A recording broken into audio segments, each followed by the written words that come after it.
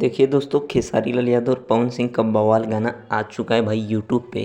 तो आप जिसके भी फैन हैं जाके देख सकते हैं। खेसारी लाल यादव का अभी अभी गाना रिलीज हो चुका है सुबह सुबह 6 बजे आदित्य फिल्म से। तो आप लोग जाके देखिए खेसारी लाल यादव की बवाल गाने को, जिस गाने का नाम भाई विटामिन है चुमा, उसी गाने को जाके देखिए आदित्य फिल्म से। और कहर बर भाई, ये खेसारी कहर भाई।